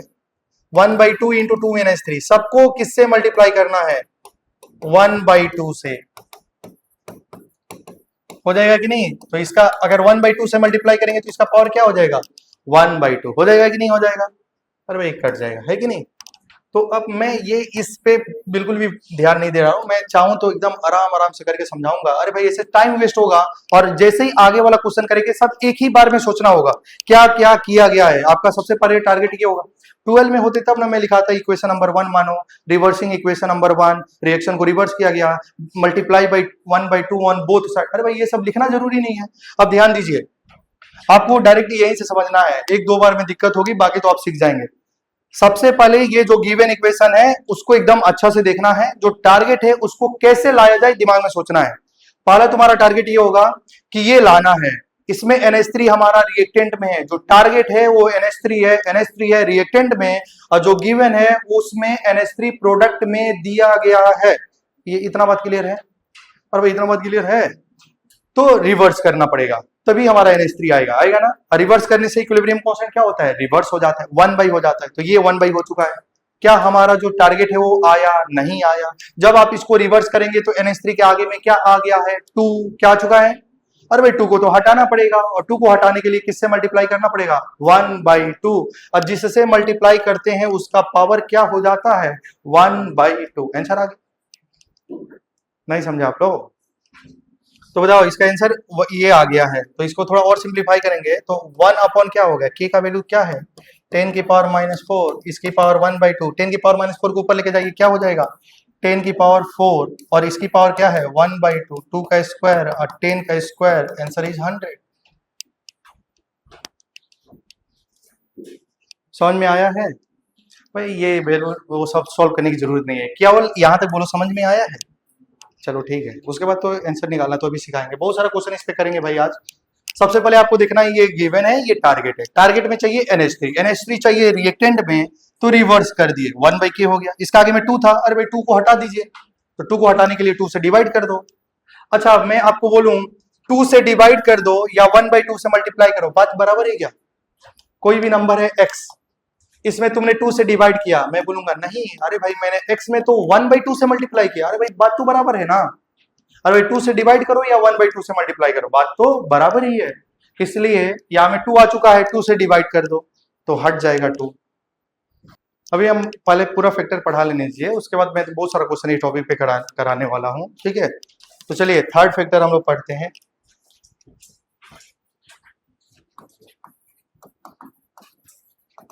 मल्टीपल रिएक्शन, ठीक है। जो थर्ड फैक्टर है हम लोग का कौन सा वाला है भाई, मल्टीपल रिएक्शन वाला है, ठीक है। तो ध्यान दीजिएगा मल्टीपल रिएक्शन में क्या होगा, अगर मान लो भाई अगर A से B है और इसकी इक्विलिब्रियम कांस्टेंट K1 है, K1 को क्या लिखेंगे बोलिए, प्रोडक्ट का कंसंट्रेशन डिवाइड बाई रिएक्टेंट का। अब दूसरी रिएक्शन हमारी क्या है, B से C बन रहा है तो K2 हो जाएगा, क्या हो जाएगा C का कंसंट्रेशन डिवाइड बाई B का कंसंट्रेशन, ठीक है। आप समझ पा रहे होंगे, ठीक है। अब आपको अगर दे दिया जाए C से A का इक्विलिब्रियम कांस्टेंट का वैल्यू क्या होगा, C से A का इक्विलिब्रियम कांस्टेंट क्या होगा, A से C A से C का इक्विलिब्रियम कांस्टेंट K3 है, तो K3 की वैल्यू को कैसे निकालेंगे, तो आप बोलेंगे C का कंसंट्रेशन डिवाइड बाई A का कंसंट्रेशन, हो जाएगा कि नहीं हो जाएगा। अब K1 K2 K3 का रिलेशन आपस में क्या होगा, K1 K2 K3 का रिलेशन आपस में कैसा होगा, तो आप ध्यान देना भाई। अगर मान लो ये लिखा गया है, ये रिएक्शन ऐसे लिखा गया है, अगर 1 और 2 को ऐड करेंगे तो B से C आ जाएगा। अब रिएक्शन को ऐड कर दीजिए, समझ पा रहे हैं ना, B से B कट जाएगा, A से C आ जाएगा, है कि नहीं। तो बताओ क्या ये A से B का इक्विलिब्रियम कांस्टेंट दिया है, B से C का दिया है, और आपको किसका निकालना है बताइए। आपको तो निकालना था A से C का इक्विलिब्रियम कांस्टेंट की वैल्यू, है ना, क्या होगा। तो आपने इसका इक्विलिब्रियम कांस्टेंट को K3 मान लिया, C का कंसंट्रेशन डिवाइड बाई A का कंसंट्रेशन। क्लियर है ना भाई? A से C कब आएगा? जब दोनों रिएक्शन को क्या किया जाए, ऐड। तो भाई ऐड करेंगे तभी ना B से B कटेगा, A से C आएगा। क्या समझ पा रहे हैं क्या? तो इसका मतलब आपने इक्वेशन नंबर 1 और इक्वेशन नंबर 2 को जब ऐड किया है तो ये आ चुका है कि नहीं आ चुका है? आप थोड़ा सा ध्यान देना। तो K1 K2 K3 में रिलेशन क्या होगा? अरे भाई K3 की जो वैल्यू होगी वो K1 इंटू K2 के बराबर होगी, क्योंकि K3 क्या है, C अपॉन A का कंसंट्रेशन। जब इसको मल्टीप्लाई करेंगे भाई, देख लो तुम लोग थोड़ा सोच नहीं पा रहा है।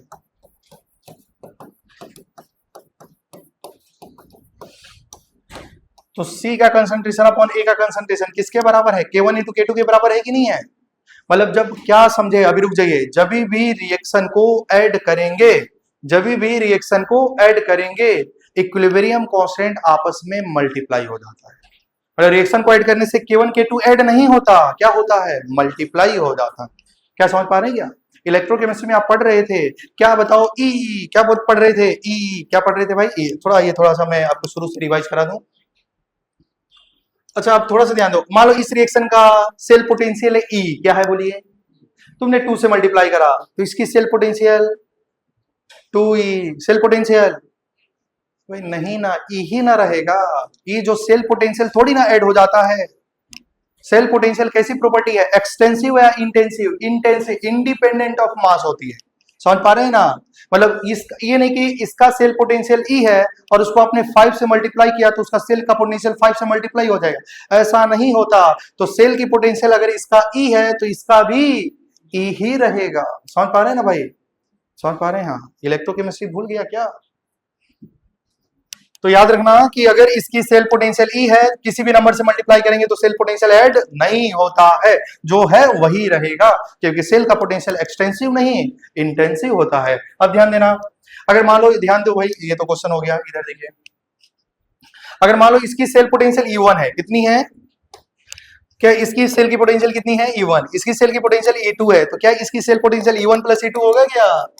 नहीं होगा। सेल का पोटेंशियल डायरेक्टली ऐड नहीं होता ही क्या? नहीं होता। क्या ऐड होता था? Gibbs energy. क्या ऐड होता था? Gibbs energy. तो क्या उसमें एक फॉर्मूला लिखा गया था, N3E3 naught equal to N1E1 naught plus N2E2 naught. याद आ रहा है क्या?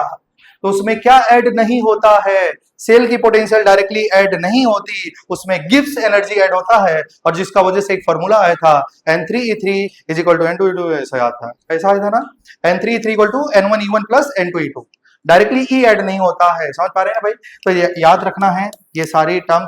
जब आपको हेस लॉ पढ़ाया जाएगा थर्मोडायनेमिक्स में ना, तो इसका हीट H1 है, इसका हीट H2 है, तो जब रिएक्शन को ऐड करेंगे तो हीट ऐड हो जाएगा, वो थर्मोडायनेमिक्स में। लेकिन इस चैप्टर के अंतर्गत अगर इसका इक्विलिब्रियम कांस्टेंट K1 है और इसका इक्विलिब्रियम कांस्टेंट K2 है और रिएक्शन को ऐड किया जाएगा तो K1 K2 ऐड नहीं, क्या हो जाता है?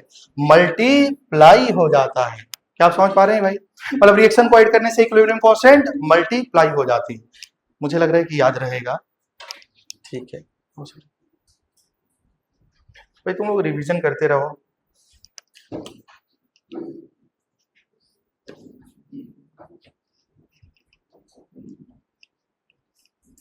मतलब अब अभी तक मैंने कितना फैक्टर आपको पढ़ाया? 3। पहला फैक्टर क्या था? रिएक्शन को रिवर्स करने से इक्विलिब्रियम कांस्टेंट। ये थोड़ी ना हम बोलेंगे, आप लोग बोलेंगे ना। रिएक्शन को रिवर्स करने से इक्विलिब्रियम कांस्टेंट। तुम लोग शर्म लग रहा है क्या हमसे? तो ये रिवर्स हो जाए, ऐसे बोलना था। रिएक्शन को रिवर्स करने से इक्विलिब्रियम कांस्टेंट, फिर वही हाल है। अरे भाई तुम लोग भी कमाल करते हैं भाई, बोलना था रिवर्स हो जाता है, ऐसा बोलिए। चलिए एक बार जोर से बोलेंगे सबको, रिएक्शन को रिवर्स करने से इक्विलिब्रियम कांस्टेंट रिवर्स हो जाता है। दूसरा, कोई भी नंबर से मल्टीप्लाई करेंगे तो इक्विलिब्रियम कांस्टेंट उसका क्या हो जाता है? पावर हो जाता है। और रिएक्शन को ऐड करने से इक्विलिब्रियम कांस्टेंट मल्टीप्लाई हो जाता है। तो 3 फैक्टर आपने पढ़ा है, ठीक है, कॉपी कर लीजिए।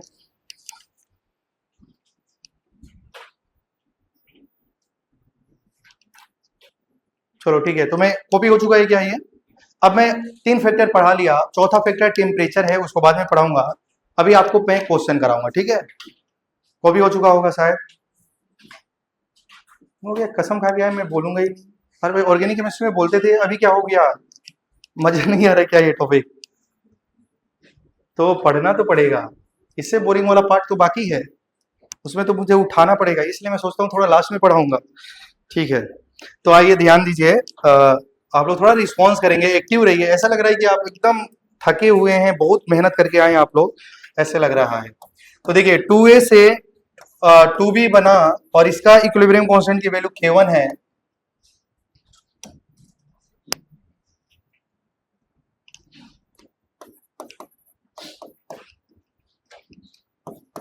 और C से B और इसका इक्विलिब्रियम कांस्टेंट K2 है। C से A का इक्विलिब्रियम कांस्टेंट क्या होगा, ये हमारा टारगेट है। देखो भाई, हम डायरेक्टली एक लाइन में सारा क्वेश्चन को हम लोग एक लाइन में सॉल्व करना है। पहले आप इसको एकदम अच्छा से पहले समझो। एक साथ में कॉपी करना समझना बहुत मुश्किल होती है ना, पहले आराम से कॉपी कर लो, उसके बाद समझाया जाएगा तो आराम से समझना। अब ये नहीं कि आप लिखेंगे ऐसा करिए तो समय लगेगा ना। ये नहीं लिखना है कि रिवर्स करना है, मल्टीप्लाई करना है, डिवाइड, ये सब लिखने की जरूरत नहीं है। सारा क्वेश्चन को एक ही लाइन में सॉल्व करना है, उसका डायरेक्ट आंसर लिखना सीखना है। ठीक है, क्योंकि इसमें टाइम टाइम ऐसा टाइप का क्वेश्चन आता भी है, और कितना भी कॉम्प्लिकेटेड क्यों ना हो जाए, क्वेश्चन सिर्फ एक ही लाइन में सॉल्व होता है इसका। क्या सब कोई कॉपी कर लिया है क्या? अब सब कोई ध्यान दीजिए बोर्ड पे। आपको ये दिया है भाई, देखो क्या दिया है, ये दो इक्वेशन दिया है, उससे ये निकालना है। समझ पा रहे हैं ना भाई? तो बताओ इसमें हमारा जो सी चाहिए वो किस में चाहिए? सी किस में चाहिए बोलो? रिएक्टेंट में चाहिए। किस में चाहिए? रिएक्टेंट में। क्या टारगेट में सी रिएक्टेंट है क्या? अरे भाई, टारगेट इक्वेशन में भी सी है ना, और इक्वेशन नंबर 2 में भी सी आ रहा है ना। मतलब अगर मैं मान लो इसको इक्वेशन नंबर 1 बोलते हूँ, इक्वेशन नंबर 2, तो बताओ इक्वेशन नंबर 2 में कुछ चेंज करना है क्या? नहीं, क्योंकि सी इधर चाहिए, सी यहाँ पे है कि नहीं? तो मतलब जो देखो इसकी के की जो वैल्यू आएगी, K2 में कुछ भी चेंज नहीं करना है। समझ पा रहे हैं ना भाई? क्योंकि इसकी इक्विलिब्रियम कांस्टेंट क्या है भाई? K2 में कुछ भी चेंज नहीं करना है। अब ध्यान देना, यहां में क्या लिखा? ए। क्या लिखा है? ए। और इक्वेशन नंबर 1 में ए कहां है? आप देखिए रिएक्टेंट में है। टारगेट में हमको जो टारगेट इक्वेशन है उसमें ए कहां चाहिए? प्रोडक्ट में। मतलब इक्वेशन नंबर 1 को क्या करना पड़ेगा बोलो? रिवर्स। क्या करना पड़ेगा? अगर रिवर्स करेंगे तो उसका इक्विलिब्रियम कांस्टेंट क्या हो जाता है? उल्टा हो जाता है, रिवर्स हो जाता है। तो K1 नहीं रहेगा, 1/K1 हो जाएगा। बोलो क्लियर है क्या है? क्या तुमको जो चाहिए वो 2a चाहिए कि a चाहिए?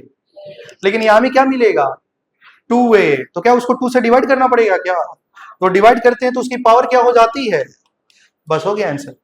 तो इसका आंसर हो गया, देखिए K2 अपॉन 1/K1 की पावर हाफ। अब K1 का पावर हाफ का मतलब रूट K1 होता है कि नहीं होता है? तो क्या हो जाएगा? K2 upon root K1। सारा क्वेश्चन को भाई इससे ज्यादा समय लगेगा ही नहीं, कितना भी कॉम्प्लिकेटेड क्यों ना हो। तुम एक लाइन से ज्यादा यूज करना ही नहीं, केवल जैसे बताया जा रहा है वैसे देखना है। पहले क्या करेंगे? टारगेट इक्वेशन पे एकदम पूरा फोकस करेंगे, इसमें चाहिए सी, और दोनों इक्वेशन में देखना है सी कहां है। अगर वो रिएक्टेंट साइड में है तो उसका इक्विलिब्रियम कांस्टेंट में कुछ भी चेंज करने की जरूरत नहीं है। फिर देखना है प्रोडक्ट में क्या चाहिए। अरे भाई प्रोडक्ट में तो ए चाहिए। समझ पा रहे हैं ना? ए को देखना है। और एक आसान भाषा में समझाने की मैं कोशिश करूं। अरे भाई देखो, जो रिएक्शन में ना, जो रिएक्शन में देखो, क्या बी दो बार आया है क्या? मतलब ये दोनों इक्वेशन में बी दो बार आया है ना। तो जो ज्यादा बार आया है उसको देखना ही नहीं, जो कम बार आया है उसी को बैलेंस कर लेना है। कम बार कौन आया है? ए और सी। तो उसको ये जो है ना, इसको ऐसा बनाने की कोशिश करो। सी है, कुछ भी चेंज नहीं करना है K2 में। यहाँ में 2a है, उसको भेजो रिएक्ट प्रोडक्ट में, तो रिवर्स करेंगे 1/K2 आ जाएगा। और उसको 2 से डिवाइड करना पड़ेगा, तो 2 से डिवाइड करेंगे मतलब उसकी पावर 1/2 आ जाएगी, है कि नहीं? तो ऐसा कर लेना है। मुझे लग रहा है कि समझ में आया है। 10% तो भाई समझ में आया होगा, है कि नहीं? चलिए 10% और समझ में आएगा। ऐसे करते 10 क्वेश्चन करेंगे, 100% आपको समझ में आ जाएगा। अभी नहीं कि मान लो पहला 10% समझ में आया, दूसरा में तो कुछ भी नहीं आया। ऐसा नहीं होना चाहिए, कुछ ना कुछ समझ में आना चाहिए। कॉपी हो चुका है? ठीक है, आप देखिए इधर H2 gas plus half O2 gas H2O liquid K1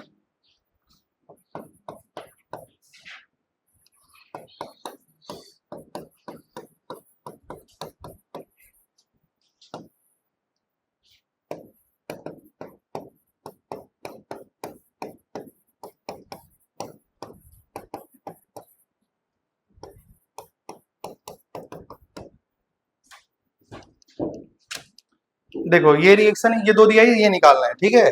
question बहुत आसान है, ऐसे देख के लग रहा है बहुत हार्ड है, ठीक है। तो आप लोग सबसे पहले ध्यान दीजिएगा, ये हमारा टारगेट है भाई, जिसका निकालना है वो क्या है, टारगेट। और ये इसकी वैल्यू K1 K2 गिवन है। अब आइए ध्यान दीजिएगा, सबसे पहले आपको रिएक्टेंट में क्या चाहिए, H2 चाहिए, क्या चाहिए, H2। अब थोड़ा सा ध्यान देना, जो दोनों में ज्यादा बार आया है उसके बारे में सोचने की जरूरत नहीं है, ध्यान दीजिएगा। जैसे देखो यहाँ में क्या है, 2H2 गैस है ना। टारगेट इक्वेशन को देखो क्या लिखा है, 2H2,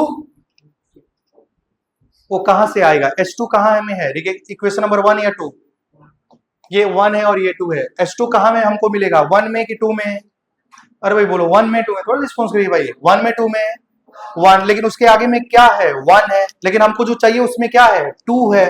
तो जो इस इक्विलिब्रियम कांस्टेंट K का वैल्यू होगा, मतलब जो इक्वेशन नंबर 1 है उसको किससे मल्टीप्लाई जरूर करना पड़ेगा, 2 से, तभी तो 2H2 आएगा।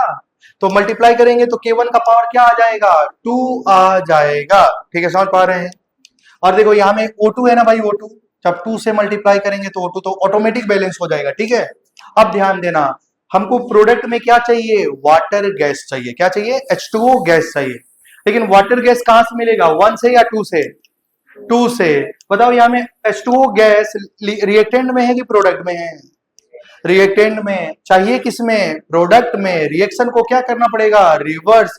कौन सा रिएक्शन को रिवर्स करना पड़ेगा, 2, और 2 को जब रिवर्स करेंगे तो क्या उसकी वैल्यू 1/K2 हो जाएगी क्या यही आंसर है, नहीं ये आंसर नहीं है, क्योंकि यहाँ में क्या नंबर चाहिए, 2, लेकिन यहाँ में क्या नंबर है, 2 की 1, आंसर इज 1। तो क्या इसको 2 से मल्टीप्लाई करेंगे, और 2 से मल्टीप्लाई करेंगे तो उसका पावर क्या हो जाएगा, तो देखो यहाँ में 2, यहाँ में भी 2 हो जाएगा।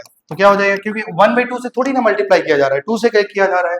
तो क्या हो जाएगा, K1 का स्क्वायर अपॉन K2 का स्क्वायर, मतलब क्या हो जाएगा, K1 का स्क्वायर अपॉन K2 का स्क्वायर। अभी सही है ना।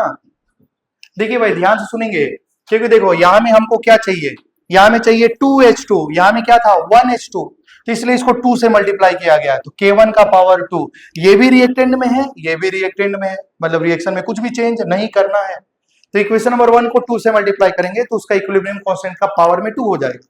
दूसरा, यहाँ में देखो H2O का पावर 1 है, वो गैस है, रिएक्टेंट में है, लेकिन हमको जो चाहिए वो किसमें चाहिए, प्रोडक्ट में।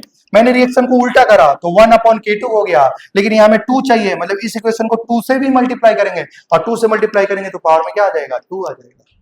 जो आपका ये दो इक्वेशन गिवन है और इससे इसको निकालना है, और ये कैसे निकलेगा मैं आपको थोड़ा सा लिख के भी समझाने की कोशिश करता हूं। देखो हमारा ये टारगेट इक्वेशन है, इसको बोलते हैं टारगेट, टारगेट अपने मंजिल वाला इक्वेशन है ना। तो देखिए के में क्या होगा, हमको चाहिए 2H2, लेकिन हमें H2 है, मतलब हम लिख सकते हैं मल्टीप्लाई करना पड़ेगा, multiply by 2 in equation number 1। भाई जो इक्वेशन नंबर 1 है ना उसको 2 से मल्टीप्लाई करेंगे 2H2 आ जाएगा, क्या सही है ना। उसके बाद ध्यान देना ये आ चुका है, अब क्या करना पड़ेगा, ध्यान दो। अब हमको चाहिए वाटर का आगे में 2, लेकिन वाटर का आगे में क्या चाहिए, 2 चाहिए, लेकिन यहाँ में वाटर का आगे में 1 है, लेकिन वो रिएक्टेंट में है, हमको प्रोडक्ट में चाहिए। मतलब उसके बाद क्या करना पड़ेगा, उसको रिवर्सिंग इक्वेशन नंबर 2, और इक्वेशन नंबर 2 को रिवर्स करो और 2 से मल्टीप्लाई कर दो।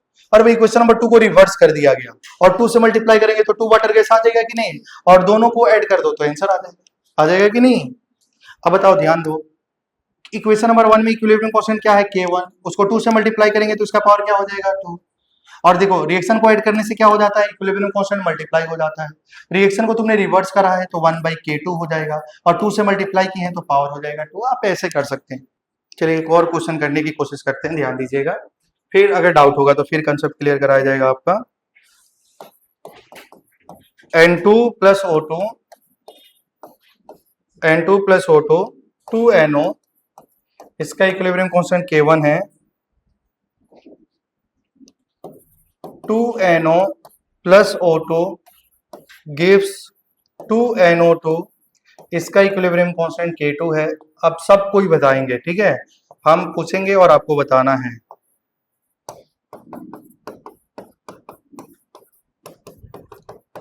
भाई अब रुक जाइए, अब सब लास्ट से शुरू करूंगा और आपको बताना है कैसे कैसे करने से क्या क्या होगा, ठीक है। पहले ध्यान दो, क्या हम इसको इक्वेशन नंबर 1 मान लेते हैं, ठीक है, और इसको इक्वेशन नंबर क्या मान लेते हैं 2, और ये हमारा क्या है टारगेट, क्या है बोलिए टारगेट, ठीक है। अब बताओ टारगेट में रिएक्टेंट में क्या है NO2। अरे भाई थोड़ा सा बोलिए, बस इसको एक और क्वेश्चन कराने के बाद मैं छोड़ दूंगा, ठीक है, वो तभी छोड़ूंगा जब आप लोग बोलेंगे तब। तो बताइए यहाँ में क्या लिखा है NO2, हमारा जो टारगेट इक्वेशन का रिएक्टेंट में क्या लिखा है NO2, और उस NO2 को आपको लाना पड़ेगा इक्वेशन नंबर 1 और इक्वेशन नंबर 2 का मदद से, और भाई इसमें चेंज करके आपको ऐसा टाइप का इक्वेशन लाना है, ठीक है। तो आप मुझे बताओ NO2 कौन सा इक्वेशन से मिलेगा, जोर से बोलो भाई, कौन सा इक्वेशन मिलेगा, सेकेंड चाहिए, रिएक्टेंट में चाहिए, प्रोडक्ट में चाहिए, कहां है रिएक्टेंट में, मतलब इक्वेशन नंबर 1 को भी रिवर्स करना पड़ेगा, तो लिखेंगे प्लस रिवर्सिंग इक्वेशन नंबर 1। क्या समझ पा रहे हैं क्या, जब तुम इक्वेशन नंबर 1 को रिवर्स करेगा तो सिर्फ और सिर्फ तुमको क्या मिलेगा N2, लेकिन यहां में क्या चाहिए N2 का आगे में 1/2, कब आ सकता है जब उसको क्या करना पड़ेगा 1/2 से मल्टीप्लाई करना पड़ेगा। समझ पा रहे हैं क्या आप लोग, तो देखो भाई, तो क्या हो जाएगा जब इक्वेशन नंबर 2 को रिवर्स करते हैं तो क्या होता है कि 2, और 1/2 से मल्टीप्लाई करते हैं तो पावर क्या हो जाता है 1/2, रिएक्शन को ऐड करते हैं तो क्या हो जाता है मल्टीप्लाई हो जाता है। इक्वेशन नंबर 1 को रिवर्स करेंगे तो आंसर क्या हो जाएगा K1, और 1/2 से मल्टीप्लाई करेंगे तो पावर क्या हो जाएगा 1/2। तो बताओ इसका वैल्यू क्या हो जाएगा 1/√K2, और इसका मतलब क्या हो जाएगा 1/√K1। कोई भी नंबर का पावर 1/2 वैल्यू क्या हो जाती है रूट। समझ पा रहे हैं क्या, √A into √B, √A into √B हो जाता है ना ऐसे। अब देखो तुम डायरेक्ट करेगा, ध्यान से सुनो, ध्यान से सुनो, ऐसे लिखना है की वैल्यू क्या होगी।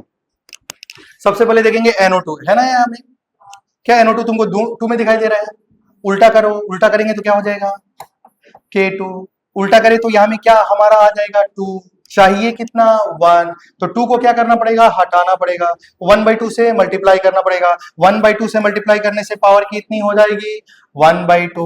उसके बाद ध्यान देना है, अब चाहिए N2, क्या N2 कहां से आएगा इक्वेशन नंबर 1 से, रिवर्स करेंगे क्या हो जाएगा K1, और यहाँ में देखो क्या है 1 है, यहाँ में क्या है हाफ है, तो 1/2 से मल्टीप्लाई करेंगे तो पावर क्या हो जाएगा 1/2।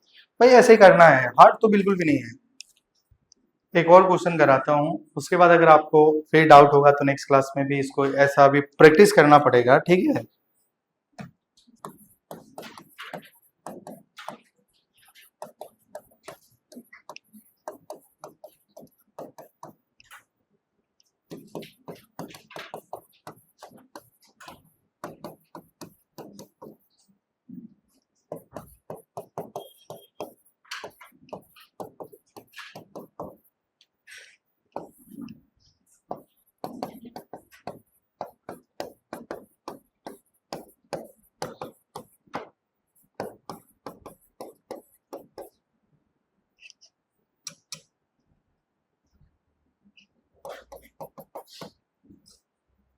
ध्यान दीजिएगा, जैसे आप रुक जाओ भाई, कॉपी कर लेना आराम से, पहले आप ध्यान दीजिएगा, इसका आंसर डायरेक्टली बताना है।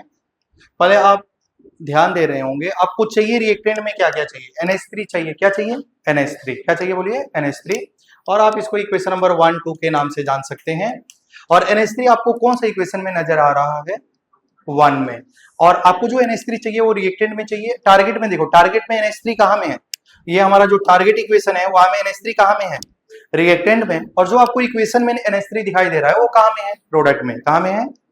तो आपको सबसे पहले क्या करना पड़ेगा, आपको सबसे पहले क्या करना पड़ेगा इक्वेशन नंबर 1 को रिवर्स कर लेना पड़ेगा। क्या करना पड़ेगा रिवर्स करेंगे तो उसका इक्विलिब्रियम कांस्टेंट K1 था, तो अब K1 नहीं रहेगा, रिवर्स होने के बाद क्या हो जाएगा 1/K1। अरे भाई हो जाएगा ना ऐसा।